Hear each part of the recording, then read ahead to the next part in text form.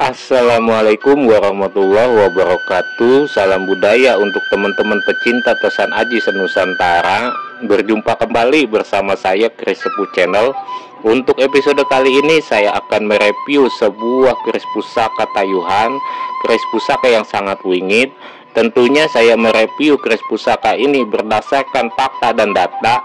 Faktanya dari sisi bilah keris pusaka ini dan datanya berdasarkan sertifikat yang saya miliki. Namun sebelumnya saya mohon dukungannya untuk like dan subscribe-nya agar saya terus berkarya dan mereview pusaka yang lainnya. Keris pusaka ini adalah keris pusaka yang bertuah dan bernilai histori sejarah. Hal terpenting dari sebuah pusaka adalah tuahnya. Apabila pusaka itu tidak bertuah, tentunya itu bukan pusaka, namun hanya sebatas karya seni budaya, benda koleksi, dan cenderamata, dan tidak ada nilai histori sejarahnya. Di galeri kami tersedia berbagai macam jenis pusaka Nusantara yang sudah bersertifikat.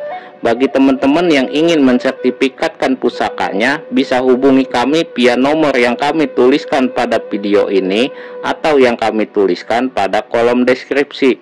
Tentunya sertifikatnya adalah sertifikat dari Paguyuban Tosan Aji Sinar Aji Rasa. Paguyuban Tosan Aji Sinar Aji Rasa sudah berlegitimasi badan hukum dengan izin dari Kementerian Kemenkumham pada tahun 2020 lalu. Secara legalitas, sertifikat dari kami adalah resmi. Keris pusaka ini berdapur brojol, bertangguh Cirebon, abad 16 dengan pamor Wongkon Isen.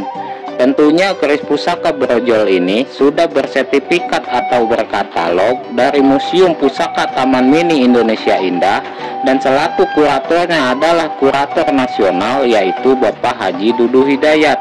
Bapak Haji Dudu Hidayat adalah kurator Museum Pusaka Taman Mini Indonesia Indah, Jakarta Timur.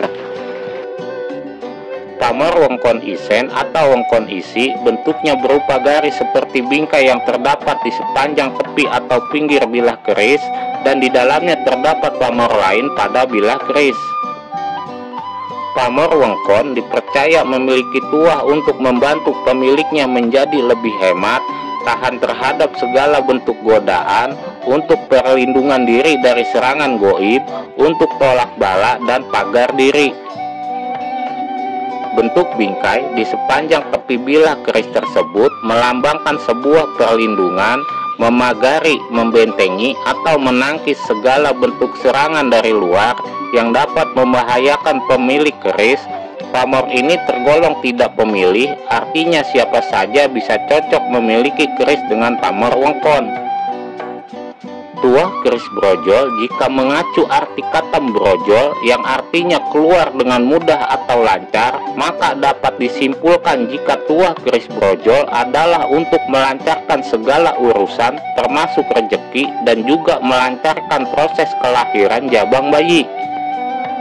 Keris brojol adalah simbolisasi harapan dan doa kepada Tuhan agar pemilik keris ini diberikan kemudahan atau kelancaran dalam segala hal. Keris brojol adalah salah satu dapur keris lurus dengan ukuran panjang bilah normal. Bentuk keris ini sangat sederhana dengan gandik polos dan hanya terdapat pejetan saja. Di balik bentuknya yang sangat sederhana tersebut, keris dapur brojol memiliki muatan spiritual yang dapat dijadikan sebagai tuntunan hidup. Ricikan pada keris brojol memiliki pesan moral yang sangat dalam, yaitu pejetan menunjukkan kelapangan hati dan gandik polos menunjukkan ketabahan dalam menjalani hidup. Kelapangan hati terhadap segala sesuatu yang diperoleh, khususnya terhadap keadaan yang tidak menyenangkan hati. Pada dasarnya, setiap manusia memiliki keyakinan pada kekuasaan dan takdir Tuhan. Namun demikian, kita harus tetap ikhtiar dan berusaha semaksimal mungkin untuk dapat meraih apa yang kita cita-citakan. Namun setiap usaha yang kita lakukan perlu dijalani dengan sewajarnya, tidak memaksakan diri di luar batas kemampuan sampai melanggar norma-norma yang ada di masyarakat dan ajaran agama, serta tidak merugikan orang lain. Tentunya keris pusaka brojol ini adalah keris pusaka sepuh. Kami menjamin tuah atau yoni atau ansar daripada keris pusaka brojol ini adalah aktif. Cukup demikian untuk review keris pusaka brojol ini dan sedikit ulasan tentang tuah dan filosofinya. Namun sebelumnya saya mohon maaf apabila ada kata-kata yang kurang baik atau kurang sopan. Sesungguhnya kebenaran itu hanya milik Allah Subhanahu wa Ta'ala dan kesalahan hanya milik saya pribadi. Wabillahi taufik wal hidayah. Wassalamualaikum warahmatullahi wabarakatuh.